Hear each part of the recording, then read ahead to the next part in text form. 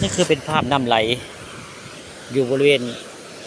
น้ำพุงบ้านตะงอยอำเภอตะงอยได้ด้านหน้านี่เรียบไปก็สิมีหมาได้ตัวหนึ่งพูหมาเพื่อชีลงน้ำวันนึงเดี๋ยวเพิ่นก็ได้มีหมาตัวหนึ่งได้ยืดยึกอยู่มาแต่จะประเทศอย่างไร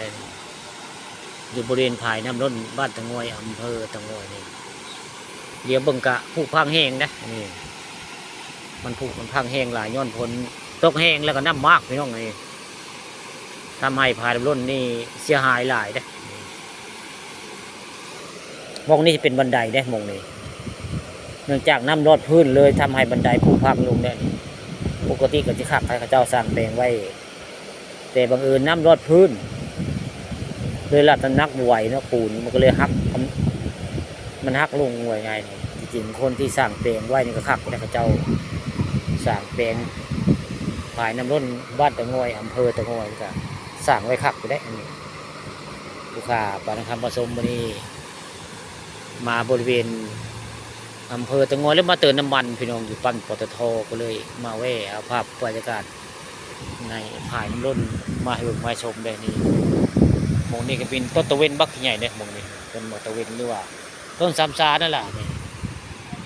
อยู่บริเวณภายน้ำล้นบ้านตะงอยอำเภอตะงอยมาเริ่มย่างมาแล้วจะมันมาไผ่เนี่ยน้ำก็ใส่คักได้น้ำก็ได้นี่น้ำบริเวณภายน้ำล้นบ้านตะงอยบรรยากาศหนาวแท้หมดนี่ลมก็ลมหนาวก็หนาวได้หมดนี่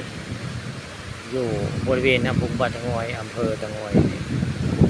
ทั้งลมก็ลมหนาวก็หนาวแล้วบรรยากาศแต่ว่าน้ำก็คักกระเหลียวน้ำอยู่บริเวณ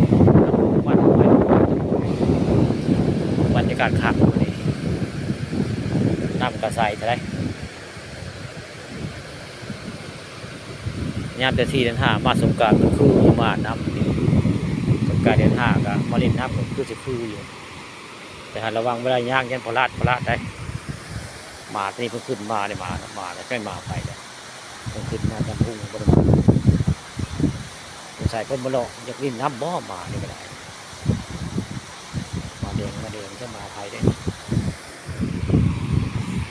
เบิกแล้วก็บรรยากาศคักได้อันบริเวณผ่านรุ่นบ้านตะงอยเลย